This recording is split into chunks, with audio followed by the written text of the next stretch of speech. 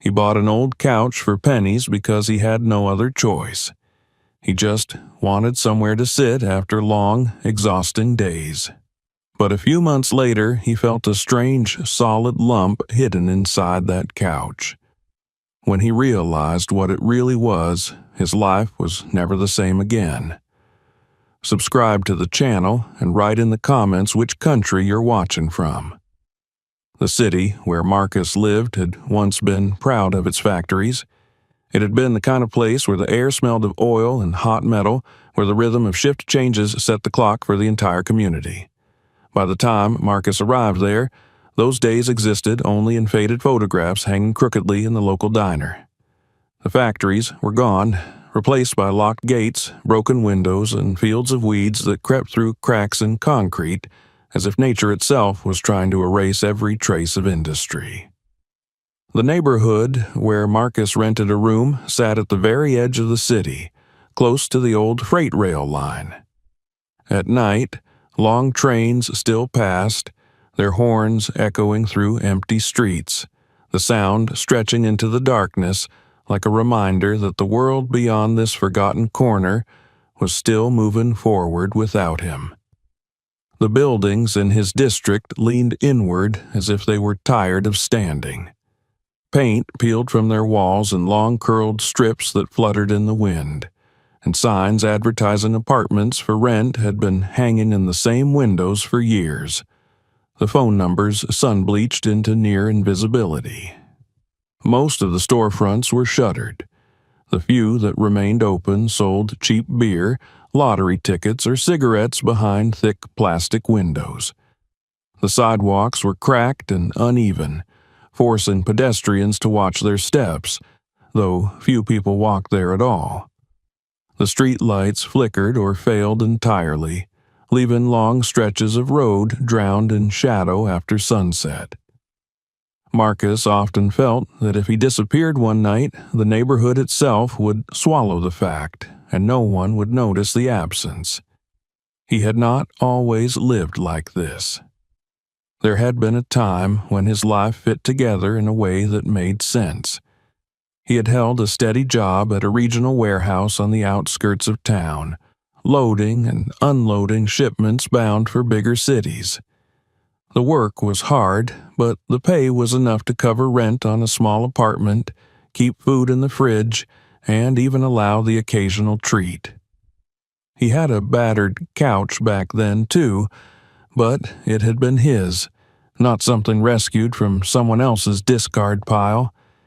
He had talked about saving for school, about moving somewhere with better opportunities, about building a life that did not revolve around making it through the week. Then the layoffs came, as they always did when corporations decided that entire towns were no longer profitable. At first, Marcus believed he would bounce back. He took temporary gigs, short contracts, anything that kept money flowing. But those jobs never lasted. One ended when the company downsized, another when the manager decided he could hire 2 teenagers for the price of 1 adult. A minor injury at one site slowed him down just enough to cost him the next opportunity. Medical bills followed, not catastrophic, but heavy enough to tip an already unstable balance. The apartment went first, then the car. Each loss pushed him further away from the version of himself he remembered, the one who made plans instead of excuses. His relationships eroded quietly. Friends stopped calling when he could no longer afford to meet them for drinks. Family members, sympathetic at first, grew weary of the repeated assurances that things would improve soon. Marcus never blamed them. He understood that desperation had a way of exhausting everyone around it. Eventually, he learned to rely only on himself, not because he believed he was strong, but because he had no other choice. The room he rented was barely large enough to be called a room.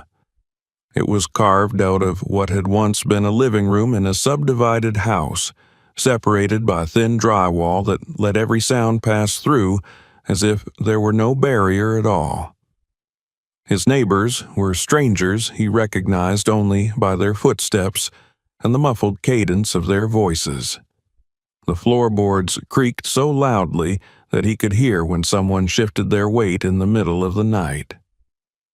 The shared hallway smelled of old cooking oil and damp clothes, and the single bathroom at the end of the corridor was in a perpetual state of disrepair. Marcus owned almost nothing. A thin mattress lay directly on the floor, its edges fraying, the springs pressing through in places that made sleeping a careful negotiation between comfort and pain. He had one plastic chair salvaged from a yard sale and a stack of cardboard boxes that functioned as shelves. On top of one box sat an old electric kettle he used to make instant noodles and cheap coffee.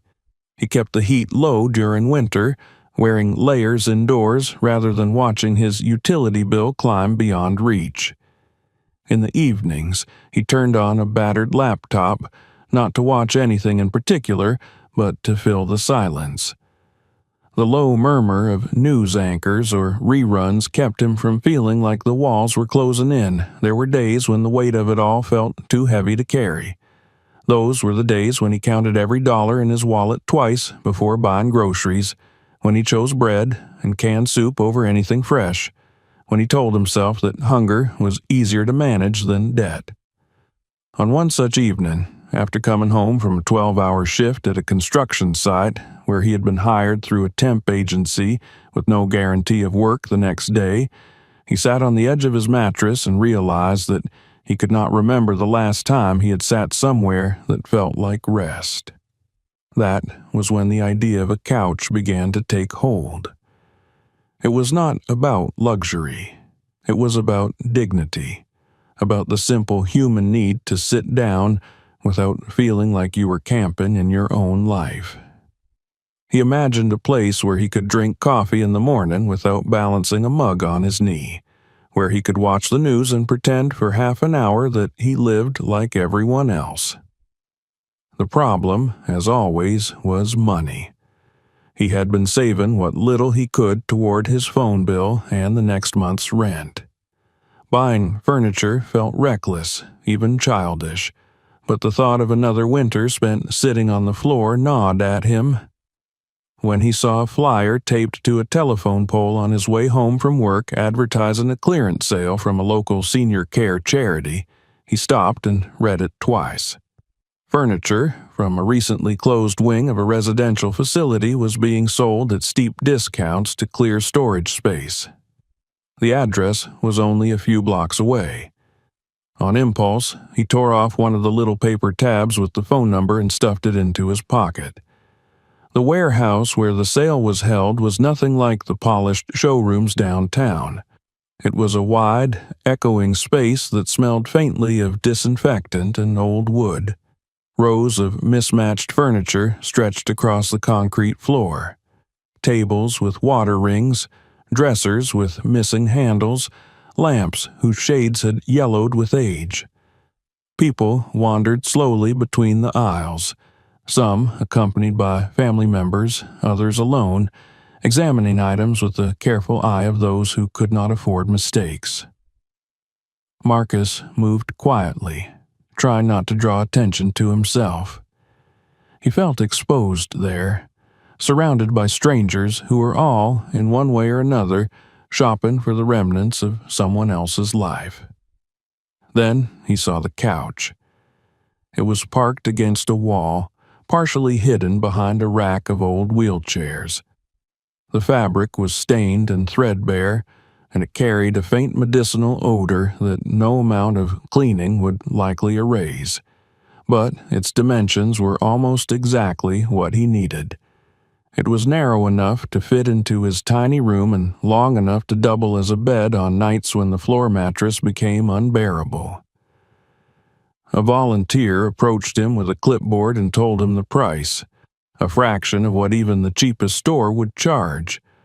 Marcus hesitated only long enough to feel the weight of the cash in his pocket, then nodded. He did not ask where the couch came from. The volunteer mentioned something about a family donating furniture after clearing out a relative's room, but Marcus barely heard it. All he could think about was whether he could carry the couch back by himself. It took him nearly an hour to wrestle it through the warehouse doors and down the street. The thing was heavier than it looked, awkwardly balanced, and he had to stop several times to catch his breath. A passerby eventually helped him navigate the narrow entrance to his building, though the man left as quickly as he had arrived, offering nothing more than a brief nod. By the time Marcus dragged the couch into his room, his arms were trembling and his shirt was soaked with sweat. He stood there for a long moment, hands on his hips, staring at the piece of furniture as if it were an accomplishment rather than a burden. The room looked different now, fuller, more like a place someone actually lived. When he finally sat down, the couch creaked loudly, and a puff of dust rose from the cushions. It was uncomfortable and smelled faintly of antiseptic and age, but Marcus closed his eyes and leaned back anyway. For the first time in months, he felt like he had claimed a small piece of normality in a life that had been reduced to survival. He did not yet know that this battered couch was more than a temporary comfort.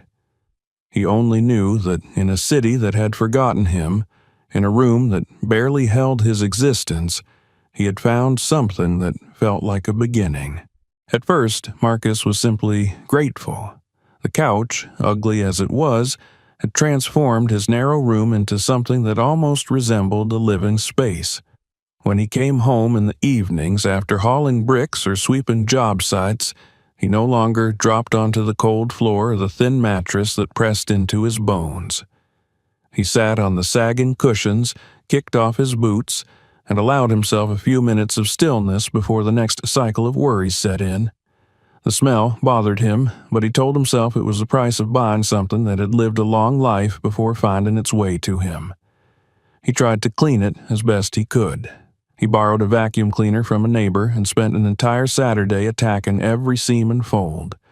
Dust, lint, and fragments of ancient crumbs disappeared into the hose, but the couch remained stubbornly resistant to improvement. The faint medicinal odor clung to the fabric no matter how many times he wiped it down with a damp cloth mixed with baking soda. He opened the window even on cold evenings, letting icy air cut through the room in the hope that the smell would finally lift. It never did. It lingered in the air like a memory that refused to fade. The couch was uncomfortable in ways that went beyond age. One side was noticeably softer than the other, collapsing under his weight as if the stuffing had long since surrendered. The opposite side, the one closest to the wall, felt rigid, almost wooden. When he shifted positions, he could hear faint internal creaks, not the ordinary groan of old springs, but something deeper, more solid, as though the couch held something it was reluctant to reveal. He ignored it at first. He had learned not to question his luck. When you live as close to the edge as he did, you take what you can get and do not ask whether you deserve better. Even so, the couch began to intrude into his thoughts. He noticed that whenever he slept on it, he woke with a strange soreness along his side, not the diffuse ache of overworked muscles, but a pinpoint pressure that seemed to originate from a single place beneath the cushion. He shifted his position, rearranged the pillows he had scavenged from a thrift store, and told himself he was being paranoid. Furniture, after all, was full of hidden mechanisms, broken frames, twisted wires, forgotten repairs. There were 100 harmless explanations for a lumpy couch. His evenings settled into a pattern. He returned from whatever job he had managed to secure that day, heated water in the kettle, poured it over noodles or instant rice, and ate directly from the pot to save washing dishes. Then he sank into the couch and let the low hum of the laptop fill the silence. Sometimes he fell asleep there without meaning to, the screen casting blue light over the walls. Those were the nights when the discomfort was hardest to ignore. He would wake with the sensation that something inside the couch was pushing back against him, not violently, but with a persistent pressure that refused to be dismissed. One evening, he dropped his keys between the cushions. They slid into the gap and disappeared. He cursed under his breath and reached down to retrieve them. His fingers brushed against something that was neither metal nor wood. It was firm, but not rigid, yielding slightly beneath his touch before springing back into place. The sensation made his stomach tighten. He froze, hand still buried in the couch, heart beating louder than the distant trains outside his window. He withdrew his fingers slowly and stared at them as if they might have changed shape. He told himself it was nothing.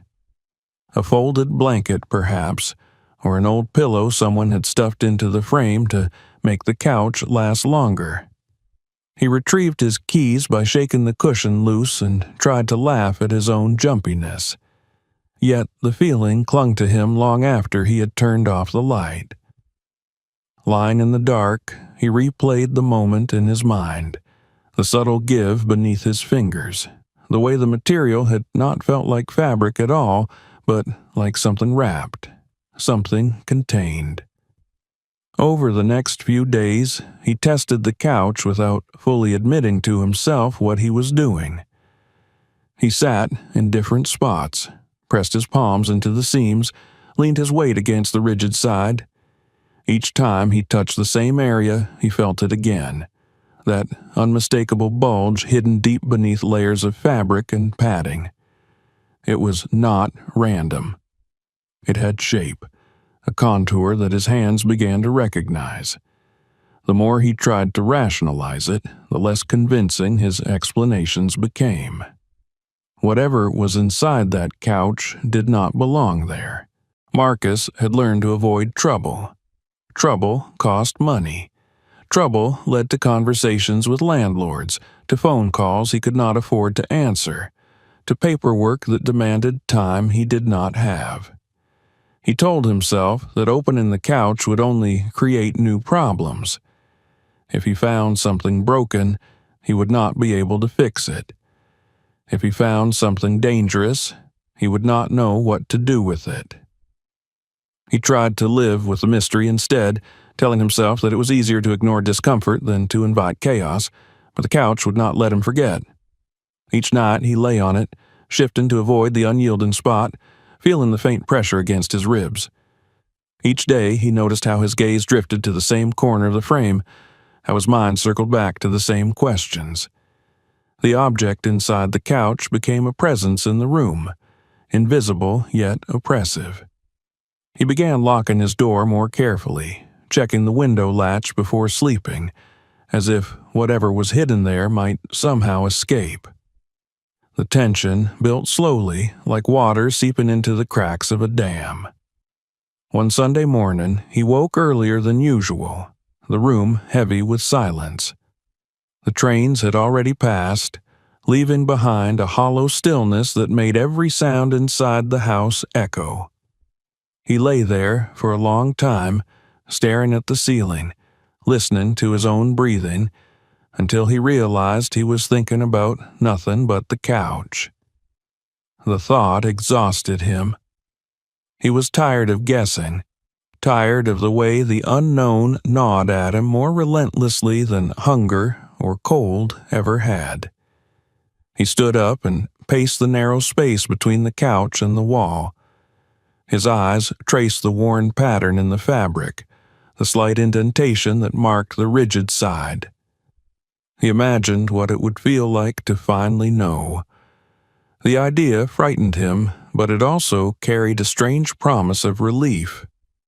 Whatever he found, at least it would be real.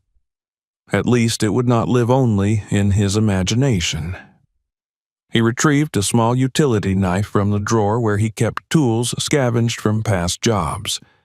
He held it loosely at first, as if testing the weight, then set it down again.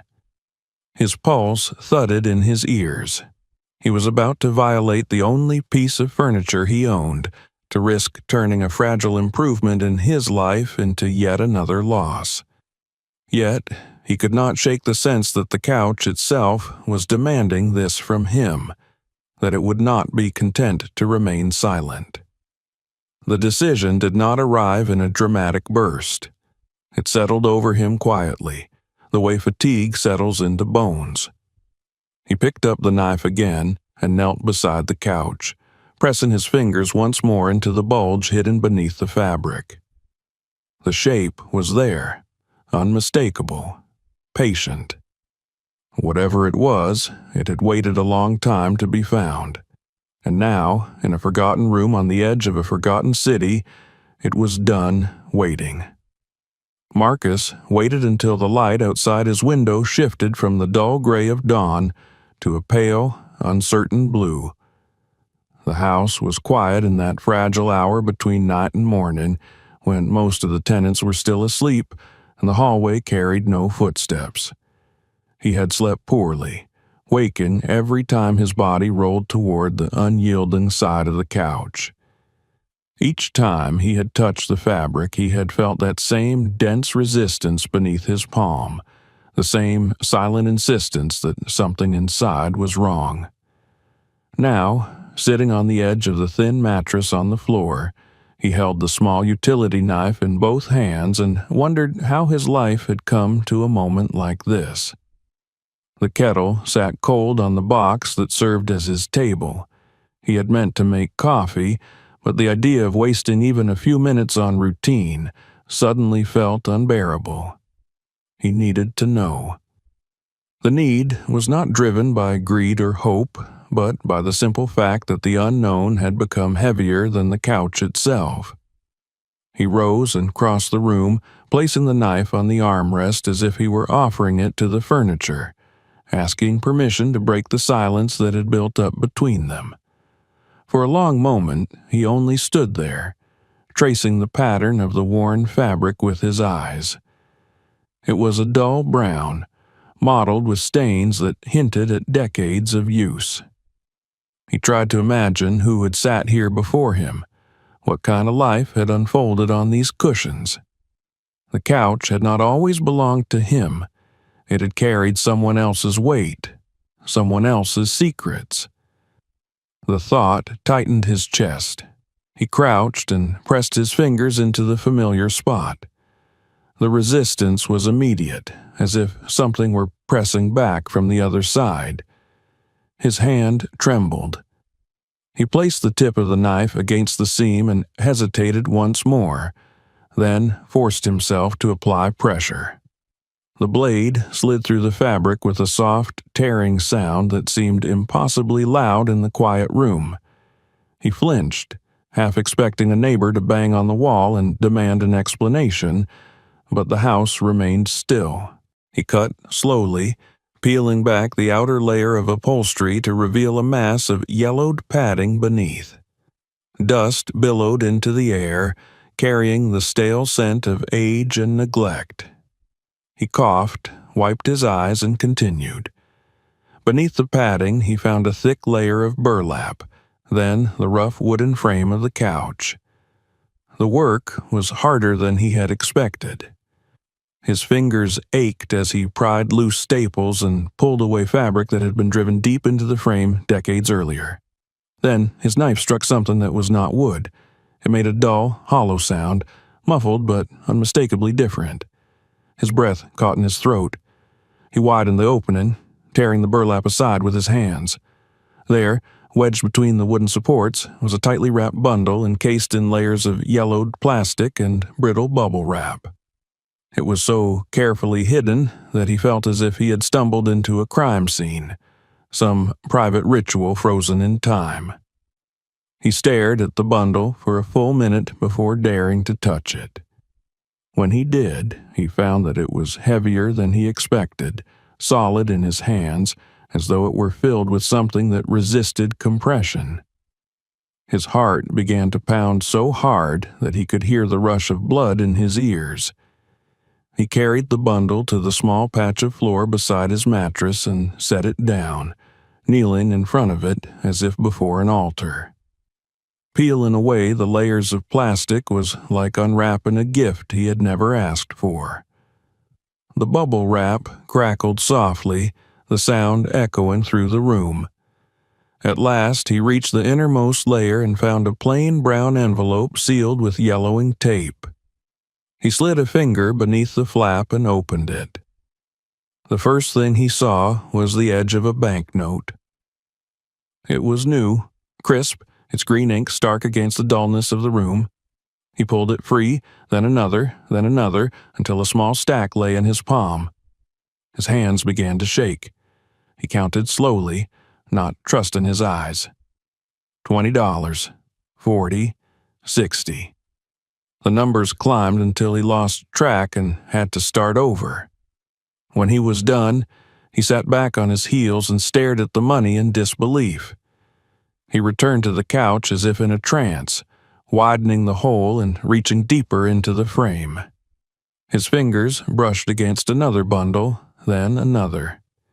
He extracted them one by one, laying them in a growing pile on the floor. Each was wrapped with the same care. Each held another envelope, another set of neatly stacked bills. The room filled with the rustle of paper and plastic, the sounds blending into a rhythm that felt almost ceremonial. By the time he finished, the pile at his feet looked unreal, like something from a movie he would have dismissed as exaggerated. He began to count in earnest, sorting the envelopes into stacks, his breath coming faster with every addition. The total grew until it passed figures he had only ever seen on loan applications or news reports. When he reached the end, his stomach lurched. The amount was far beyond anything he had ever imagined possessing. It was more than he had earned in years of labor. It was enough to rewrite his entire story. For a brief, dangerous moment, he allowed himself to imagine what that story could be. He saw himself walking into a bank and opening an account without fear of overdraft fees. He saw himself renting a real apartment with separate rooms and walls thick enough to keep out the world. He saw himself standing in a grocery store aisle, choosing food based on taste rather than price. The images flooded his mind so quickly that they left him dizzy. Then he found the last envelope. It was smaller than the others and taped to the inside of the couch frame, as if it had been added later, almost as an afterthought. Inside were not bills, but scraps of paper, folded and refolded until the creases had nearly torn through. He smoothed them out carefully. They were receipts from a pharmacy, medical appointment cards, notes written in a shaky hand. One of them bore a name, written in careful letters as if the writer were afraid of making a mistake. Marcus felt something inside him shift. The name did not mean anything to him, but the handwriting did. It spoke of age, of effort, of someone who had taken the time to record their life on these small pieces of paper. He read the dates and realized that the most recent were only a few years old. Whoever had hidden this money had not done so in some distant past. They might still be alive. The weight of the situation settled over him like a physical presence. The money no longer felt like a miracle. It felt like a burden. He gathered the envelopes back into their plastic wrappings, his movements slower now, more deliberate. He returned the bundles to the cavity in the couch but left the opening gaping, unable to bring himself to seal it shut. The couch looked wounded, its insides exposed, and in a way he felt the same.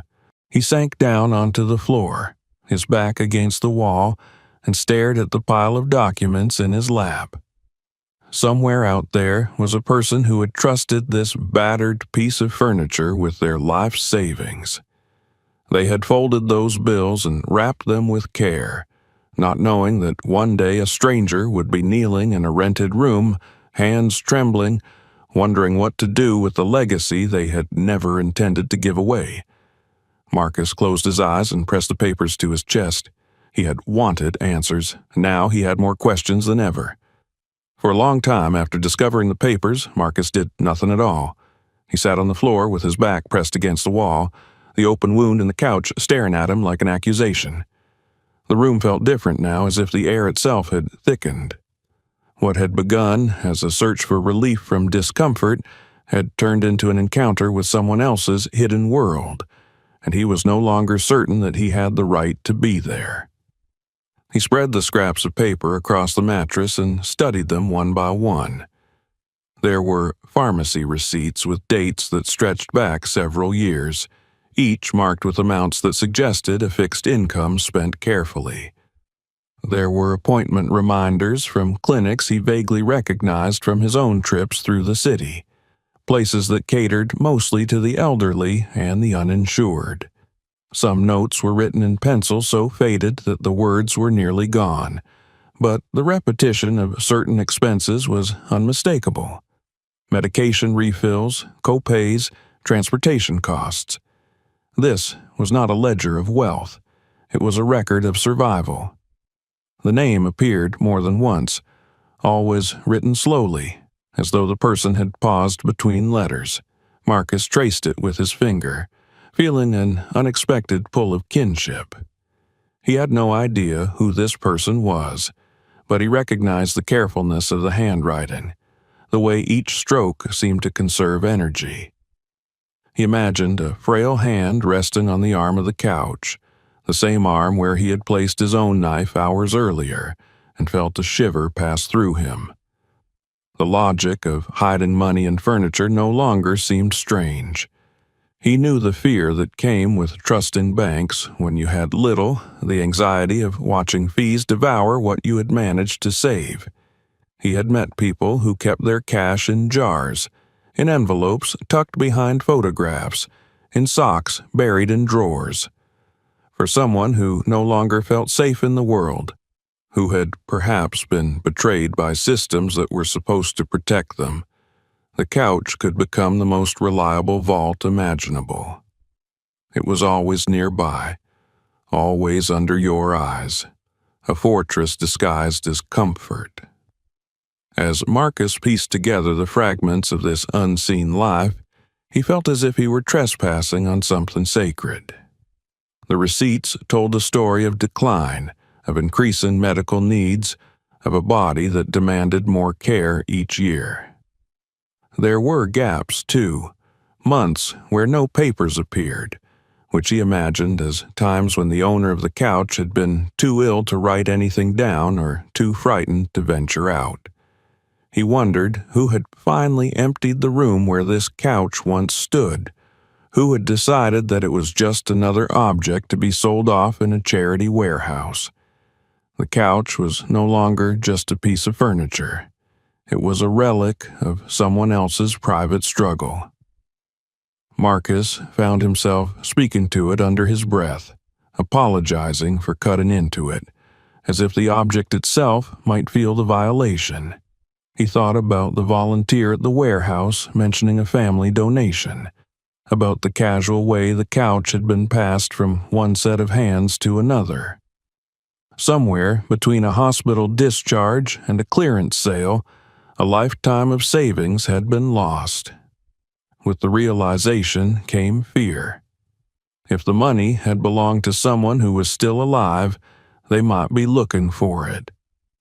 They might have gone back to the place where they last remembered the couch, only to find an empty room and no answers. Or worse, they might believe that the money was gone forever, that the years they had spent hiding it had been for nothing. The thought made Marcus's chest tighten. He could imagine the despair of discovering that the one thing you trusted had been taken away while you were too weak to stop it. He also considered darker possibilities. What if the money had been a part of something illegal, a forgotten stash from a life he could not imagine? But the papers in his hands contradicted that narrative. This was not the hoard of a criminal. It was the hoard of someone afraid, someone who had no one else to rely on. That afternoon, he returned to the warehouse where he had bought the couch. The building was quieter now, the sale nearly over. He recognized the volunteer who had rung up his purchase and waited until there were no other customers before approaching her. He did not mention the money. He only asked about the couch, about where it had come from, who had donated it. The woman frowned slightly, her memory clearly strained by the dozens of similar questions she had fielded that week. She told him what she could. A family had brought in several pieces of furniture after clearing out a room in a residential care facility that had recently downsized. She could not recall the name, only that they had seemed overwhelmed, eager to get rid of the items as quickly as possible.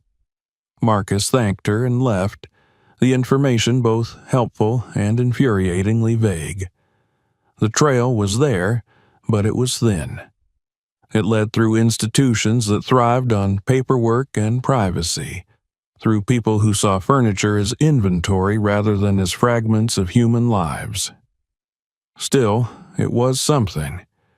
It was a beginning. That evening, he returned to his room with a resolve he had not felt before. He gathered the papers and sorted them into a neat stack, then placed them in a folder he had once used to hold job applications. He tucked the folder into his backpack and zipped it shut, as if by containing the documents he could also contain the responsibility they carried. He did not tell anyone about the money. He did not even tell the walls, which had heard all his other confessions. The secret sat heavy in his mind, a constant presence that colored every thought. When he lay down on the mattress that night, he did not dare sleep on the couch. It seemed wrong, now that he knew what it held. Instead, he stared at the ceiling and thought about the person whose life had intersected with his in such an improbable way. By morning, he had made a decision, though he could not yet articulate it fully. He would not spend the money. Not until he understood its story. He would find the person behind the careful handwriting, the one who had trusted a battered couch with everything they had. The money would remain hidden, a silent witness to a promise he had not spoken aloud but already felt bound to keep. Marcus had promised himself he would not touch the money, not a single bill, until he understood who it truly belonged to. Yet the promise did not silence the storm in his head. Every time he passed the couch, now crudely opened and stitched back together with rough thread, he felt the weight of the hidden bundles as if they were strapped to his chest. He had never possessed anything so valuable, and the knowledge of it made ordinary moments feel unreal. The walk to work, the counting of coins at the grocery store, even the small talk with coworkers all carried a faint echo of the question he was trying not to ask. What kind of man would he become if he kept this secret only for himself? He forced himself to keep living as if nothing had changed. He rose early, brewed the same thin coffee, took the same buses. But the world around him had shifted. Where he once saw only his own reflection in every cracked window, he now saw others more clearly. The woman who lived 2 doors down, who always carried her groceries in 3 separate trips because she could not afford a cart, seemed suddenly more fragile. The man at the construction site who hid his trembling hands in his pockets during lunch breaks no longer looked merely tired. Marcus recognized in them the same exhaustion he had felt before the couch entered his life, the same sense of being one accident away from collapse. It was on one of those mornings that the idea of helping began to form, not as a grand plan, but as a quiet impulse. He was standing in line at a corner store, holding a loaf of bread and a can of soup, when the customer ahead of him reached the register and began apologizing to the clerk. She had miscounted the change in her purse and was a few dollars short. The clerk sighed, clearly irritated, and Marcus felt the familiar burn of helplessness rise in his throat. Without thinking, he stepped forward and placed a bill on the counter, covering the difference. He told himself it was nothing, that he would have done the same before the couch, that it did not count as touching the secret money. Yet, he knew that was a lie. He knew exactly which pocket the bill had come from. The woman thanked him with a look that was equal parts relief and disbelief, and Marcus felt something loosen inside him. It was not joy, not even pride, but a sense of alignment, as though a piece of his life that had long been out of place had finally settled where it belonged. He walked out of the store lighter than he had entered, though his wallet was thinner. That was how it started. He did not make a habit of it immediately, fearing he might lose control if he allowed himself to think of the money as his to distribute. Instead, he framed each small act of generosity as a temporary measure, a bridge between ignorance and responsibility. When the elderly woman across the hall mentioned that she had been skipping medication because her insurance no longer covered the full cost, he slipped an envelope under her door the next day with just enough to cover the refill. He did not sign it. He did not wait for thanks. He told himself he was only buying time, that these gestures were placeholders until he could return everything to its rightful owner. At the construction site, he began carrying extra lunches, handing them off to men who pretended not to need them. He paid for a co-worker's gas when the man's car sputtered to a stop in the parking lot, and the look of panic on his face reminded Marcus too much of his own past. Each time he did it, he felt the same mixture of fear and relief. Fear that someone would notice the pattern, relief that the money was not sitting uselessly inside the couch while people around him struggled. He kept meticulous notes in a small notebook recording every dollar he spent, every reason. The list grew quickly, but it was never enough to satisfy him. He was acutely aware that these were not his savings to dispense, that he was walking a narrow line between compassion and theft. Some nights he lay awake rehearsing the words he would use to explain himself when the time came, though he had no idea who he would be explaining anything to. As the days passed, the secret began to shape his behavior in subtler ways. He no longer complained about his own hardships, not because they had disappeared, but because they seemed smaller in the light of what he was able to do for others. He still counted every dollar when he paid rent, still chose the cheapest items on the menu, but he did so with a strange calm, knowing that his life was no longer defined solely by what he lacked. At the same time, the fear of discovery grew. He avoided inviting anyone into his room, afraid that a curious glance might linger on the patched section of the couch. He kept the documents hidden in his backpack, which he carried with him even on short trips to the store. The backpack became an extension of his body, a constant reminder of the responsibility he bore. It was impossible to help everyone. For every person he managed to assist, there were 10 more he had to walk past. He learned quickly that generosity did not erase injustice, that money could solve immediate problems, but not the systems that created them. That realization did not discourage him. It sharpened his sense of urgency. He could not fix the world, but he could at least prevent a few cracks from widening. Gradually, his focus returned to the papers he had found in the couch. He studied them each night, cross-referencing clinic names with bus routes, mapping addresses that might have been connected to the owner of the money.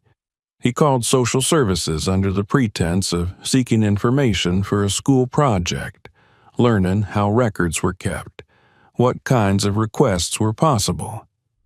The process was slow and riddled with dead ends, but he persisted, fueled by the conviction that the kindness he was practicing now was only a rehearsal for the act that would truly matter.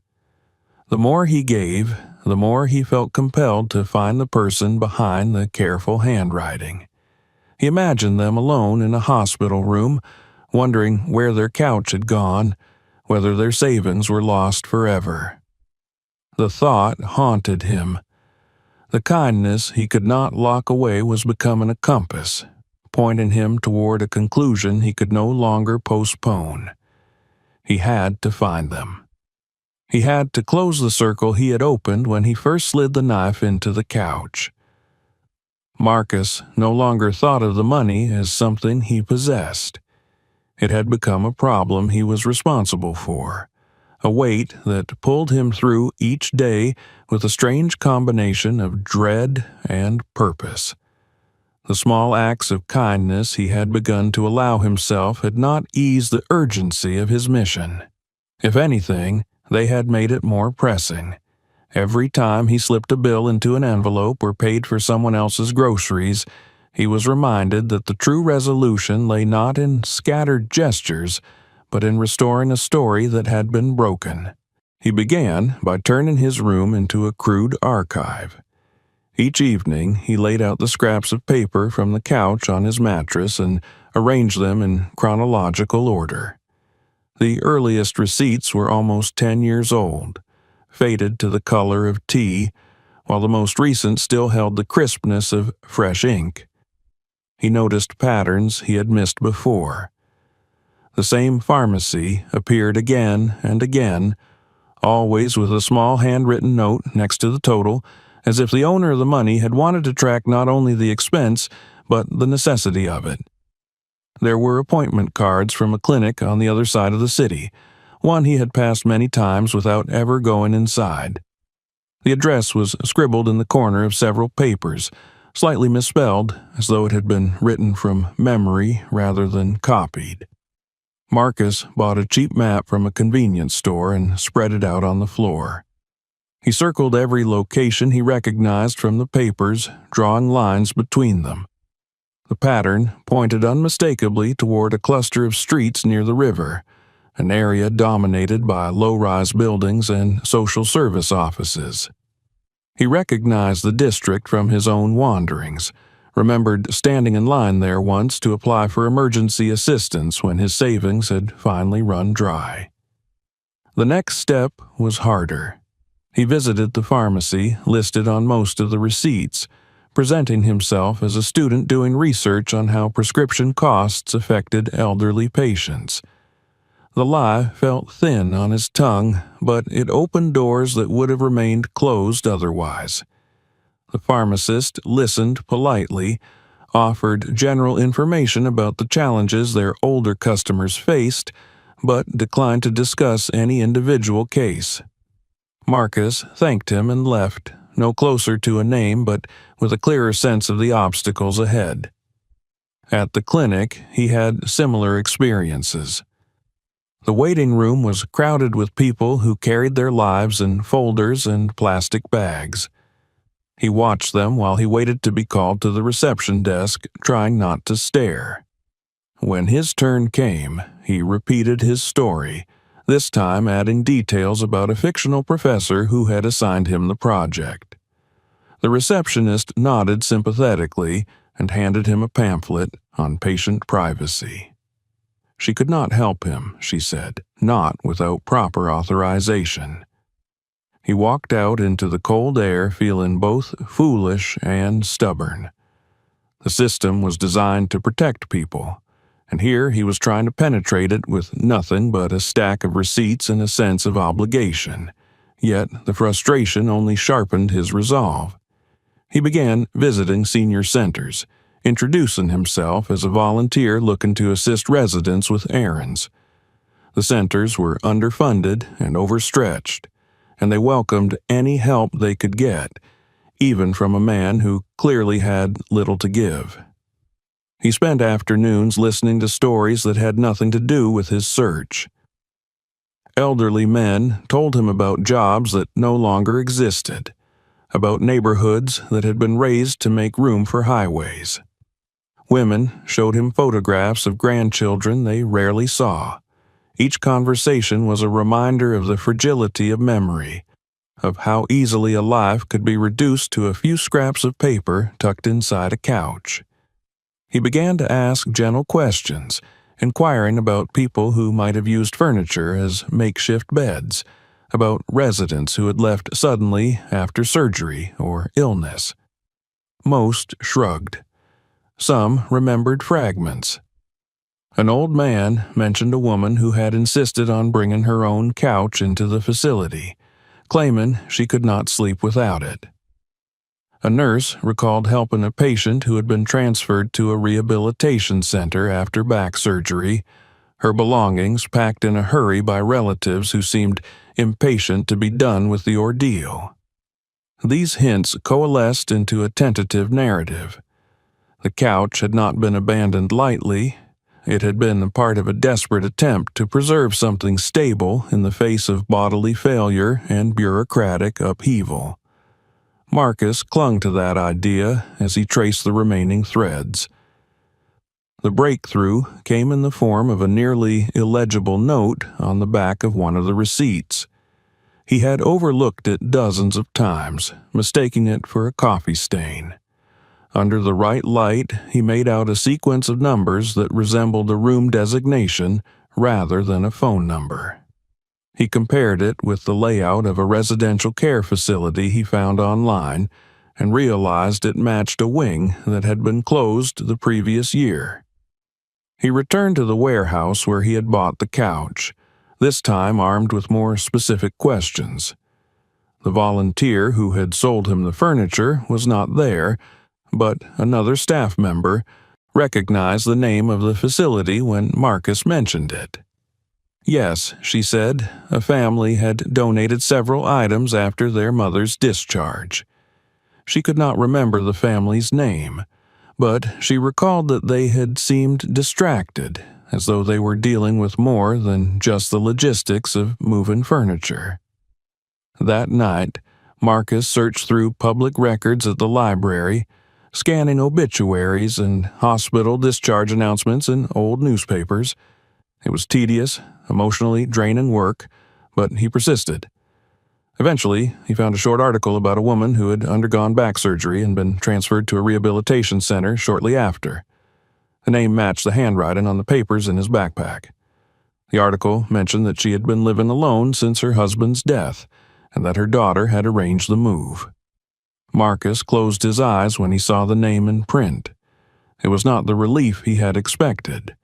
It was something heavier, a sense that the abstract story he had constructed was solidifying into a real person with real pain. He copied down the daughter's name and address from a brief follow-up piece that described a charity drive organized in her mother's honor. He did not contact her immediately. He spent 2 days rehearsing what he would say, how he would explain the couch, the money, the choices he had made. He gathered photographs of the hidden compartment, scanned the receipts, prepared himself for disbelief and anger. When he finally dialed the number listed in the article, his hands were shaking. He did not mention the amount. He told her only that he had purchased a couch that once belonged to her mother and that he believed he had found something that was important to her. The pause on the other end of the line felt like a physical presence. Then she began to cry. By the time Marcus hung up, his head was spinning. He had agreed to meet her in person the following afternoon, at a coffee shop near the rehabilitation center where her mother was still recovering. He set his phone down on the mattress and stared at the couch, now stitched and silent, its secret finally on the verge of becoming someone else's again. He felt a deep, almost painful sense of anticipation, as though he were standing at the edge of a story that was about to end, even as it gave way to something new. Marcus barely slept the night before the meeting. The patched section of the couch seemed to glow in the dark, its uneven stitches catching the faint light from the street lamp outside his window. He lay on the mattress and listened to the trains pass, each horn sounding like a countdown. By morning, his thoughts had blurred together, a tangle of fear and resolve that left him feeling hollow rather than nervous. He showered in lukewarm water, put on the cleanest clothes he owned, and packed the backpack with the documents, the photographs, and the envelopes he had so carefully prepared. The money, all that remained after his small acts of kindness, stayed hidden inside the couch.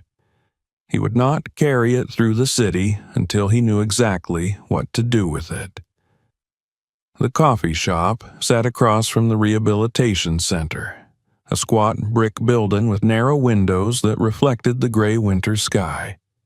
It was a place designed for people waiting, for families who needed somewhere to sit while their loved ones learned how to walk again. Marcus chose a table near the window and set his backpack at his feet. He had arrived early, hoping the familiar routine of ordering coffee would steady his nerves, but his hands shook as he lifted the cup. When the door finally opened and the woman from the phone call stepped inside, he recognized her instantly, though he had only seen her name in print. There was a weariness in her posture that he had come to recognize in himself and in the people he had helped over the past weeks. They spoke quietly, at first about nothing in particular.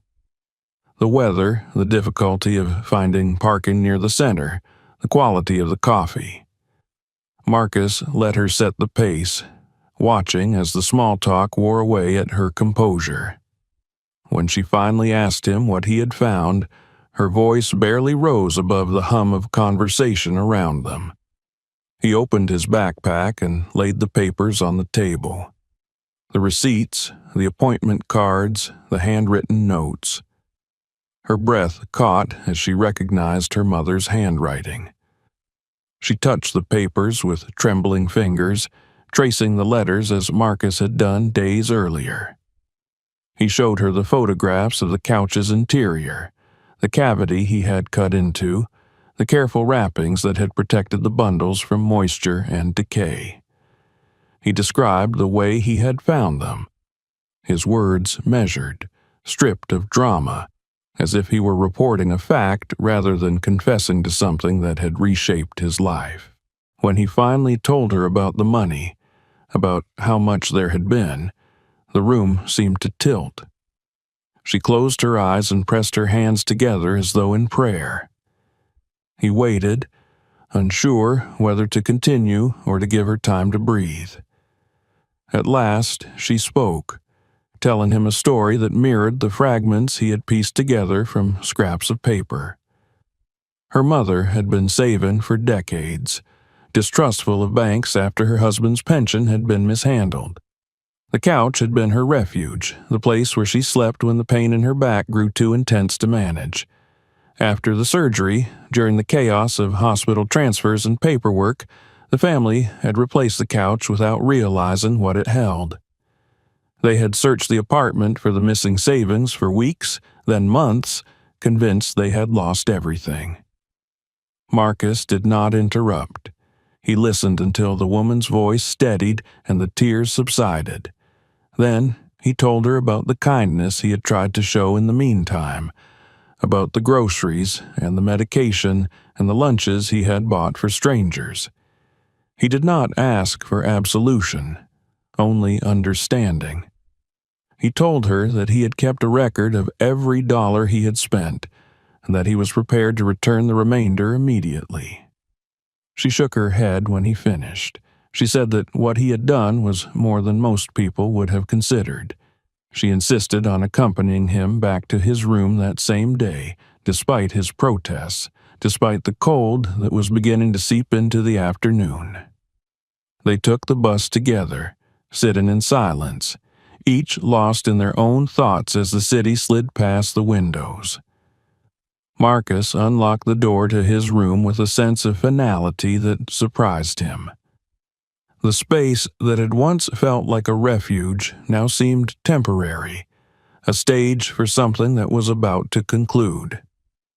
He knelt beside the couch and carefully removed the bundles, placing them on the floor between them. The woman covered her mouth with her hand as she saw the stacks of envelopes emerge, as if the sight alone might shatter the reality she had been holding together. They counted the money together, cross-referencing his notebook, reconciling each small act of generosity with the total that remained. When they were done, the pile was smaller than it had once been, but still substantial. Marcus offered to hand it over then and there, but she asked him to wait. She told him she wanted her mother to know what he had done, to see the person who had chosen honesty over comfort. The rehabilitation center smelled of antiseptic and boiled vegetables. Marcus felt out of place in its corridors, carrying the weight of someone else's fortune in his backpack. They found her mother in a sunlit room near the end of a hallway, propped up in a bed with a blanket drawn tightly around her shoulders. She was smaller than he had imagined, her hair thin and silver, her eyes bright with curiosity. When her daughter explained why they had come, the old woman's gaze shifted to Marcus, searching his face as if trying to measure the truth of his presence. He placed the backpack on the chair beside her bed and opened it slowly. He did not speak. He let the money and the papers speak for him. When the old woman understood, she reached out and took his hand. Her grip was surprisingly strong. He felt the roughness of her skin, the imprint of years he could only guess at. The words she said then were simple, stripped of eloquence by exhaustion, but they carried a weight that eclipsed every dream he had entertained when he first uncovered the couch's secret. He left the center lighter than he had arrived, though his pockets were emptier. The woman's daughter had pressed a small envelope into his hand, insisting he accept something for his trouble, but it was not enough to change his circumstances. It was not meant to.